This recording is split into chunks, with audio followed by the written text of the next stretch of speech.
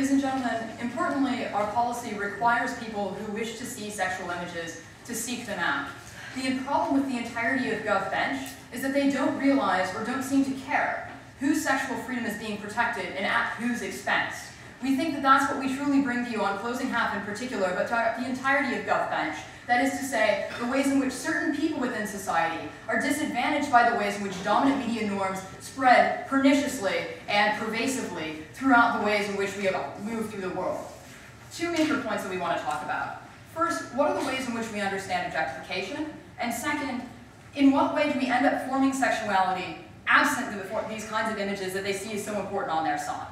So first on the idea of objectification. We think our first half does a pretty good job talking about the ways in which government has an incentive to regulate these kinds of things for the sake of creating a more sort of egalitarian social body and these kinds of things. And then also does a pretty good job talking about various commercial incentives that corporations might have to portray particular types of sexuality.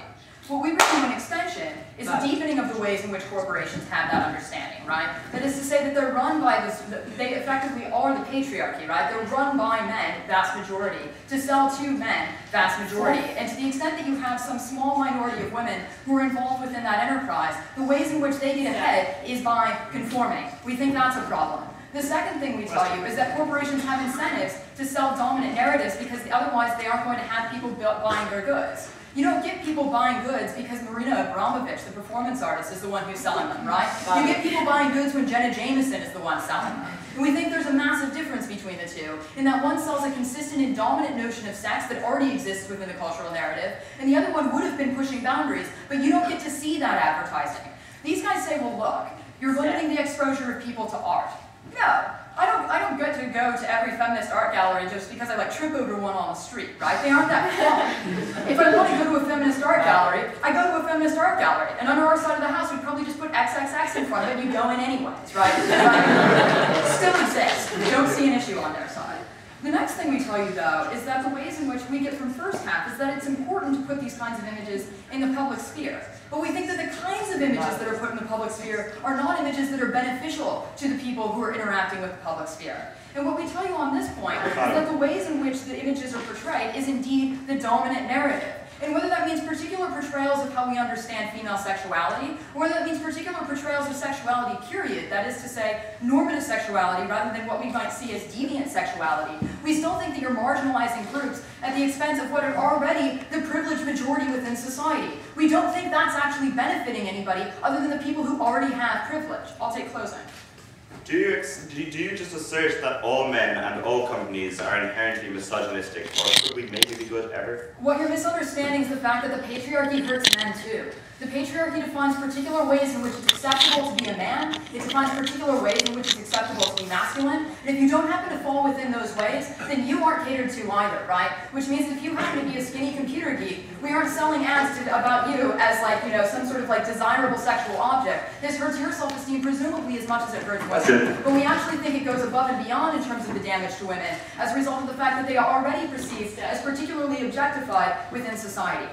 So what do we mean when we say objectified? What Jen tells you is that the important thing about objectification is that it removes any aspect of character, of autonomy, of individuality, of sense of self from the interactions that you have with other human beings. What it means is that you exist as a single image of you, rather than exist as an entire comprehensive person. And we think that the ways in which you disentangle character and individuality from the ways in which you look is incredibly important. If you see those things as connected, then you have a much higher likelihood of actually respecting the person that you're interacting with, and I'll take opening in a moment. What we think, however, is that if you see people as merely being sexual objects, that is to say, single images that you can consume passively, you don't have that same format of interaction that we get on our side of the house, for sure. We told you it was unsafe to assume that people are happy with their sexuality. What does your extension do to people who need public images to challenge and discover their real sexuality? We don't think that those people actually end up benefiting because the ways in which those images operate are still consistent with the dominant narrative, right? Which means that as a gay man, then you have to end up starting to accept particular notions of what it means to be a successful man within society. We don't think that that's ultimately beneficial. What we also tell you, and I'll move on to my second point now, which is this analysis about the ways in which you form sexuality, is that sexuality ought to be formatted experientially. that we don't think that the ways in which you should format your sexuality within society should be that you get this sort of download of already existing images and dominant narratives that you would then feel obliged to try and reproduce within your own sexual relationships. And if you happen to be a guy who doesn't like whatever the trend in, the ways in which we advertise right now look, then you just happen to be a guy who's somehow dysfunctional or broken. It's another way in which that harms men as well as women. No thanks, I've already taken two. So what we think ultimately then is that on our side of the house, we do force people to form out their sexuality and to form their sexuality through experience and through interaction. I already said I'm not taking more, I'm serious about that. What you do instead is you end up interacting with other human beings, right? Instead of passively consuming the ways in which you understand sexuality and getting sort of like this onslaught of images that try and define for you, and often do define for you, the way in which you understand yourself and the way in which you ought to interact with others. Instead, you experiment with other living people, which means that you get all kinds of creativity that just don't happen on their side of the house, right? If you aren't told that the only ways that you can experience sexual pleasure are through X, Y, and Z acts, and X, Y, and Z particular formats of your or parts of your body, then we think that you have an incentive and indeed the sort of the possibility of understanding sex in entirely different ways. And what we think is tremendously important here is that ultimately means that sex is better. Keep in mind that we aren't saying on our side of the house that we're anti-sex, right? But what we are saying is that there are so many more creative ways in which we can understand sex that can then feed back into our understandings of ourselves that are so far limited on their side of the house that people are discouraged from accessing them, and in the event that they even try, they're considered to be deviating from the norm. Which is why when Jen talks about, one particular thing that she likes, which is actually really tame, everybody in this room laughs. If Jen had said she were a furry, we think that the room would have cracked up even harder, right?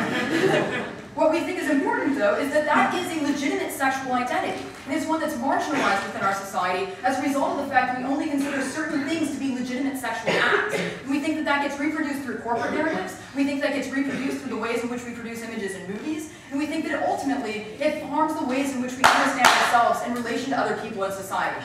We think that if you think sexual acts should be interactive and like tied to the ways in which you understand other people operating within society, you have no choice but to propose.